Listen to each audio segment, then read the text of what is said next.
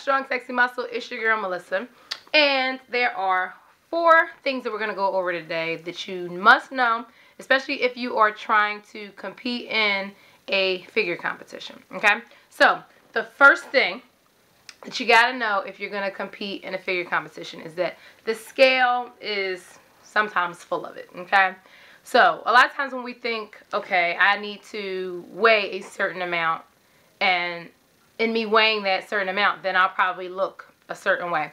That's not always the case, especially when you're trying to compete in a figure competition. Say if one competition you may have weighed 115, okay? And your second competition you may have weighed 120 or 119, whatever the case may be. So you weigh a couple pounds more when you're thinking about the scale. Now, at the 115 weight, you may have been lean, but you may have looked a little too depleted. You know, the quality of your muscle may not have really popped up on the stage like it could have been, or like it maybe was leading up to it, because, you know, you had a little fuller muscle belly. Maybe you just depleted too much. On the scale, you may think, okay, this competition, I weighed 110, you know, or this competition, I weighed 115. And then the next competition, I weighed 120. Where if you're looking at it, you may have weighed 5 pounds more, and on the scale, you may think like, oh, that's bad. But actually up on the stage, your muscles may have been a little fuller. You may have looked more symmetrical. You didn't look depleted. You looked like you had some good quality muscle, and you were still lean. So the scale is sometimes full of it, because you may think, okay, 115 is better than 120 if I'm thinking I want to get really lean, drop body fat, up for the stage. Sometimes it's full of it. That 120 may look better than the 115, all depending on, you know, the quality of your muscle, how it really popped up on stage. But the number didn't really mean anything. It may have been the body composition, may have been the way that you were kind of holding and carrying your quality muscle differently. So the scale is sometimes full of it. Don't always go on the scale. The next thing is that the mirror really has some meaning. Okay, the mirror really has meaning. From one standpoint, when you are up on a stage for competitions, we do know that what the judges see, you know, it's a subjective sport. So one judge may like one thing versus the other judge, you know, liking something else. But as far as you preparing to hit a goal, you preparing to look and bring your best package to the stage, you are going to be doing self-checks daily in the mirror. You can, you know, be able to see, oh, you may be bloated.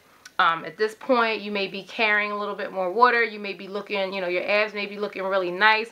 And you're judging, you know, being able to kind of self-check and get really in tune with your body, how it looks because of what food choices, the timing of it. That mirror really carries meaning, because you can track daily from you know, day to day, from meal to meals, how your body is changing and responding. And like we said, in figure competition, it's just really important to kind of know or have a good idea of what the judges may be seeing and what you're seeing. And then another big thing with the mirror having the meaning is because not just can you see physically what you're looking like, how your body's changing from week to week when you're getting closer to your actual competition, but how they say that the eyes are the mirror to the soul. So, you know, if throughout, you know, you're trying to get your goals, trying to bring your best package to stage, when you're looking and checking yourself in the mirror, you may know, okay, I'm holding a little bit more water, I'm looking a little bloated, I'm not coming together like I want to. But you can look yourself dead in the eyes and say like, okay, you know what? I've been having a little extra cheats.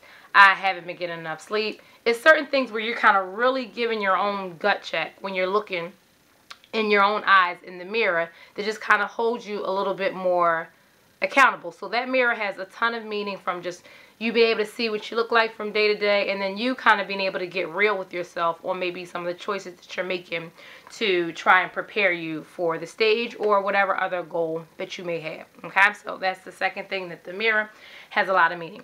The third thing is that your clothes knows, okay, or shoot, your body knows your clothes. Whatever, however you want to look at it, basically trying to say that when you put on something, regardless of how much you may weigh on the scale, you know, you can be 119, you can be 110, regardless.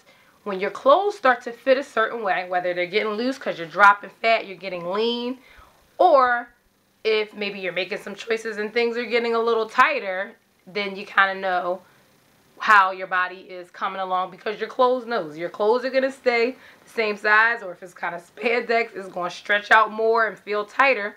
So you can be able to self-check because of your clothes. Your clothes knows what your body's doing, you know, and your body knows if those clothes are fitting a little tighter. So regardless of which way you look at it, your body knows when those clothes are starting to fit differently, and then your clothes knows when your body may be stretching them out, or, you know, they now have all this space to kind of roam around it. So that's a really good point as far as checking out the progress that you're making when you're trying to make your way to the stage and be able to craft and create the fiercest figure that you can.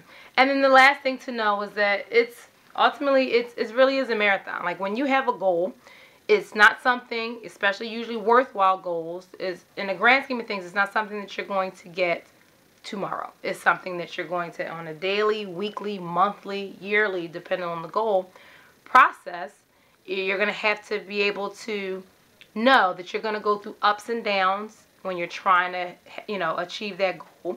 And it's going to be something that happens daily, you know, shoot, even hourly is, you know, certain times you just know something you may have tweak the muscle, you know, so your workouts have to change. But then, you know, you train around them. You still do what you need to do everywhere else to prepare and to kind of keep you as close to on track as possible. But you need to know that it's not going to happen right away.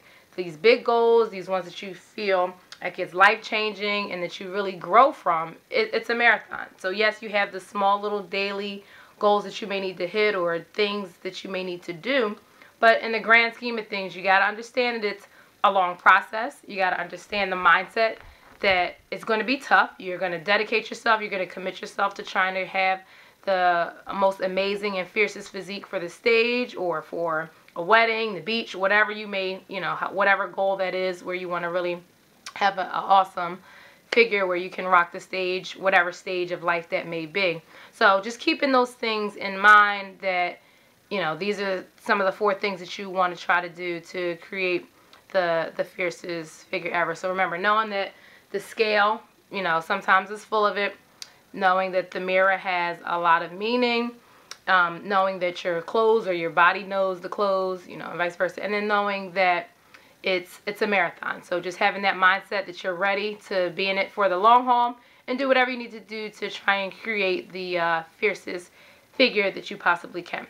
So, hope you've enjoyed this. If you want any more tips on muscle building, figure, competition training, all that, head over to strongandsexymuscle.com, and you can sign up for the newsletter. You can pick up free reports there, and I'll be updating it with lots of tips and tricks to help you build and sculpt some strong, sexy muscle for the stage, or wherever you may want to in life. All right? So, till next time, get strong, feel sexy, and build muscle.